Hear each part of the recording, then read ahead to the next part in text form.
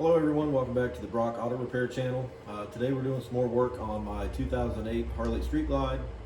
As you can see, we've already got some cam chest work going on. That's in another video if you want to see that. Today we're going to be looking at the rear brakes on this. As I said in the other video, I'll say it all again. It's winter time here right now. That's why I pulled the bike in to do some maintenance on it. It's a good time to do it. You can't ride anyway. And it also gives you plenty of time to figure out what you need, order parts, save up some money, those kinds of things. Have all that work done and get her back on the road when springtime and the warmer weather comes. Today we're jumping into the rear brakes. The last couple times I rode the bike, I noticed the rear brakes didn't seem to be working as well as they used to. There was no noise or anything like that, but it just seemed like you had to push quite a bit harder on the pedal to get anything out of them. It's true that, you know, on bikes you use mostly the front brake when you stop, but you want the rear brakes to work, and certain times you do want the rear brakes more than the front. So we're going to go into the master cylinder, see what we got going on in there. We're going to change pads on the rear wheel. So let's get started. All right, going to be a little bit hard to see up in here because of the exhaust pipe, the brake pedal and all that, but here is your master cylinder for the rear brakes. Cars have one master cylinder with a divider in the middle of it for the front brakes and the rear brakes. They do that for safety reasons. If you blow a line on the front, you still got the back brakes that are unaffected, and vice versa. Motorcycles have two different master cylinders, one here for the rear brakes and then one up here on the handlebars for the front brake. Two separate master cylinders. So the first thing we want to do is get the lid off of the rear master cylinder so we can see inside. All right, so there's our problem with why the rear brakes didn't seem to be working very well. The master cylinder's out of fluid. So this bike does not have a leak. You know, I always park it in the garage. It never has any fluid under it, even when the brake was working good, and we can assume there was fluid in it. Never had any puddles under the bike or anything else. The frame down here is wet, but that is oil from the cam chest job we're doing. You can see the oil just runs out of here and then down along these wire looms and clutch cable and so forth. Probably what has happened here with the rear brakes, as the brake pads got worn, the pistons in the caliper have to move out farther, so the space behind the piston gets filled with more and more fluid to take up that space. I would say that's what happened. You know, again, there's no leaks. It had to go somewhere. So since there's no leaks under the bike, I guess all we can assume is that it was low on fluid at one point, and by the wear in the rear brakes, the pistons and the caliper moving out and the fluid taking up that space, it just got to the point that it ran low. So we'll go back here now, take the rear caliper off, get the brake pads out of it, and go from there. All right, so we're back here at the rear tire. I'm going to take the caliper off. These two bolts, these bottom bolts right here, hold the caliper to the caliper bracket. Those are the two we need to take out. This smaller bolt is what holds the brake pads to the caliper. These three bolts here on the top hold the two halves of the caliper together. You don't want to take those three bolts out. I put this old t-shirt over the saddlebag mount and the exhaust here. We're going to have to flop this caliper out here and lay it down just to keep any scratches or whatever from happening. I'm also going to take this side panel out of the way. It just pops it in here. These three little guys pop into this rubber. Take that out of the way just to get it out of the way so we're not scratching the end of it here with the caliper.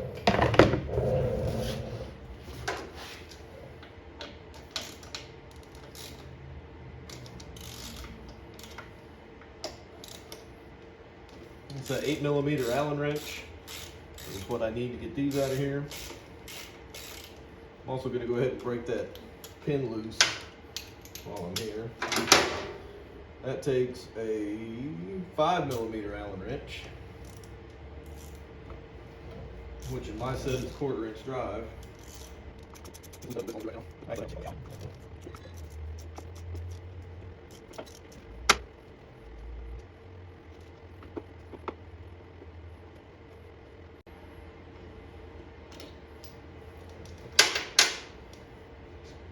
Once you get the bolts off, just lift the caliper off of the rotor here, pull it around, and you can see the pads. These pads don't look all that bad as far as being worn out. They are definitely worn down some. I'm going to go ahead and replace them while I'm in here anyway. Just makes sense too. We're already in here doing maintenance and all that, so we'll go ahead and replace them and we know what we got. So the reason you take the lid off the master cylinder first is to make sure that there's room for the fluid that you're going to push back into the master cylinder while you're pressing these pads back into the caliper and pushing the pistons back into the caliper, I should say. Then you can come back here and do what we're doing now and start pressing the pistons back into the caliper. So the way you get these back in, take a flat blade screwdriver, put in between the pads. We don't really care if we scratch them up or anything because we're replacing them anyway. And twist the screwdriver, and what that'll do is it spreads the pads apart and you're using the pads to push the pistons back in. Alright, so once you get all that done, you go ahead and pull the old pads out of the caliper. I've got the pin about halfway out, and what that's going to let me do is to slide the pad up off of the end of the pin.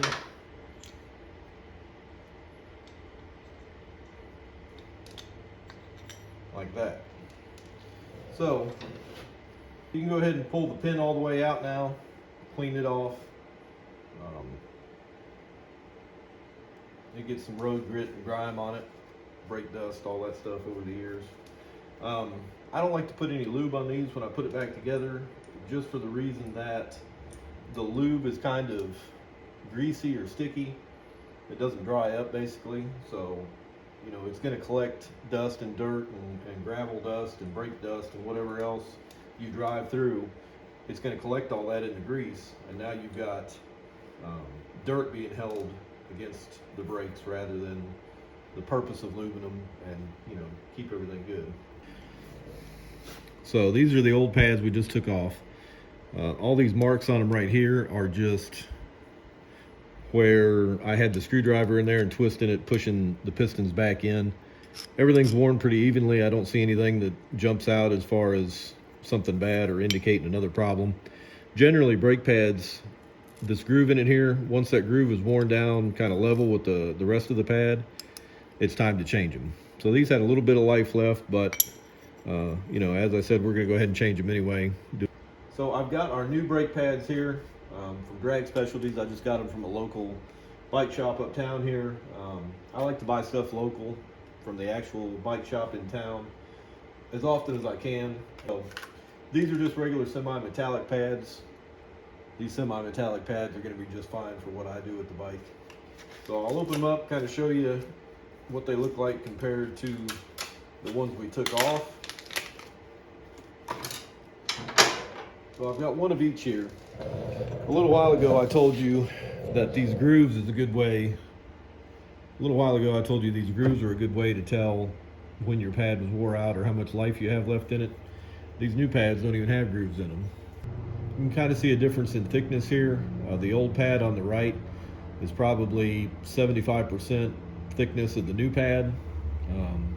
Again, just goes to the point that they aren't that thick when they're brand new. You know, if you saw that much material left on your car brakes, it would definitely be time to change them, where this pad is brand new on a motorcycle. But, you know, again, maintenance, we're in here anyway. Let's do it, knock it out. Now we know what we got. So I'm going to slide these new pads in.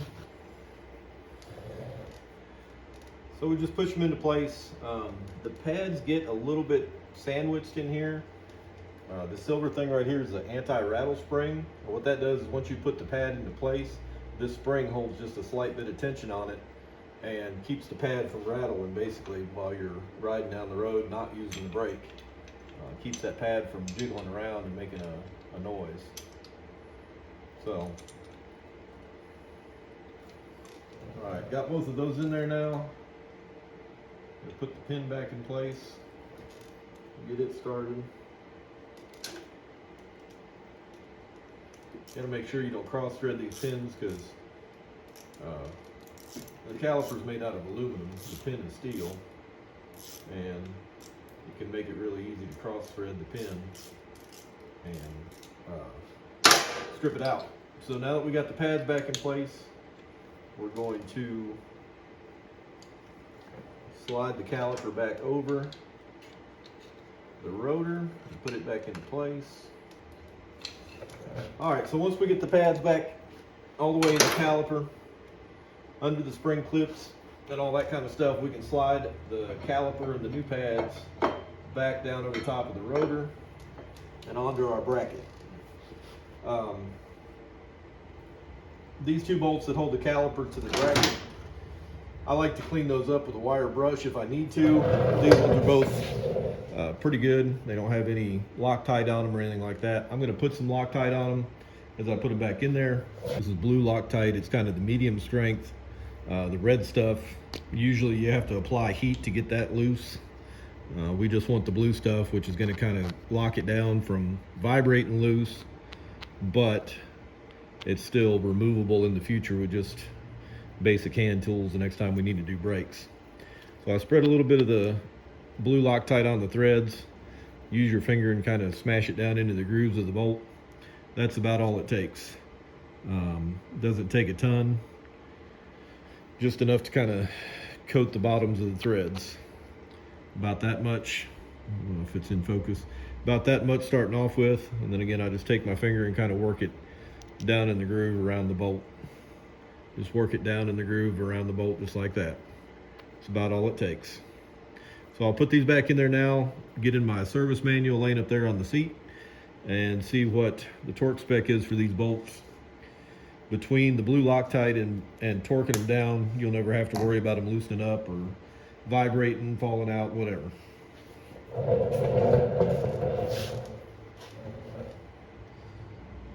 So again, just like the caliper pin bolt, I'm going to get these started by hand to make sure they're not cross-threaded.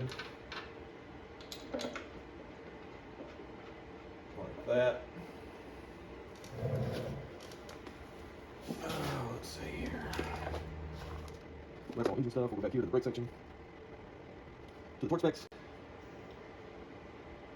So on the pad pin bolt, the small bolt, we want 100 inch-pounds, and on the rear brake caliper mounting bolts for an 08, we want 45 foot-pounds. So 100 inch-pounds and 45 foot-pounds. So the spec in the book on these rear caliper mounting bolts, in my book, is 37 to 47. I chose 45, something a little on the high end, because we're using an extension. The extension will actually decrease the torque at the other end of it. In other words, if you've got the ratchet set to 45, by the time you get out to the end on the bolt, you know, you're going to be less than that. Not a whole lot less, but less. So I chose to go toward the higher end of the torque range, higher end of the specification. That way, even if it does get lowered by, 5 to 7 foot-pounds, we're still in the sweet spot of what we want. We're still within the specifications. So I'm going to do that on both the pin bolt and the mounting bolts.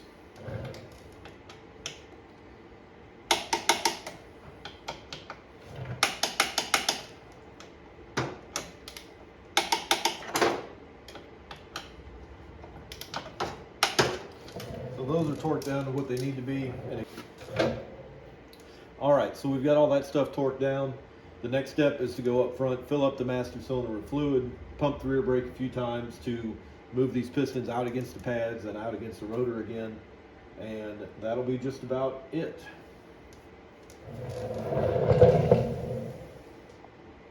So, filled my reservoir with fresh .4 brake fluid. It's got a sight glass on the side of it where you can kind of see where your fluid level's at. Obviously, I don't check that often enough. I'm gonna have to start doing that since our reservoir was empty when we started this. But we've got that topped off, bled the rear caliper. It's pretty easy to do by yourself. Just take one arm, kind of push the rear brake pedal down, and at the same time crack the bleeder loose up here at the top. It's got a little rubber cap on it now that you can take off. That's just to keep dirt and dust and all that out of the bleeder. My thing don't want to come off there now for some reason. Anywho, yeah, that just pops right off of there nice and easy. Press the brake pedal down and hold it. Crack this loose. You'll see air and fluid come out. Tighten this up. Let off the pedal. Press the pedal again. Crack it loose again until you're just repeat that until you're getting nothing but straight fluid out of the bleeder. Once you get to that point, you've got all the air bled out of it. So go ahead and top off your master cylinder. Put the cap back on. Make sure the area around the gasket there is nice and clean so you don't get anything in the master cylinder. And that's really all there is to it. Brakes are a lot better now. I can tell just by pushing the pedal with my hand that everything's a lot better than it was earlier. So that's pretty much going to wrap up the brake maintenance part of this series. We've got other videos either out already or coming out very soon on this bike. The cam chest video, we're going to do another video for the primary chain drive on the other side of the bike. We're going to take that apart, check out the compensator, the clutch, and a few other things. Keep an eye out for those videos. Beyond the bike, we've got lots of videos out on different cars and trucks that we work on at our shop. Please check them out. Like, comment, and subscribe for me. It'll help our videos get seen by more people. And if you have any questions, put them in the comments. I'll do my best to answer every single person. Thanks, and have a great day.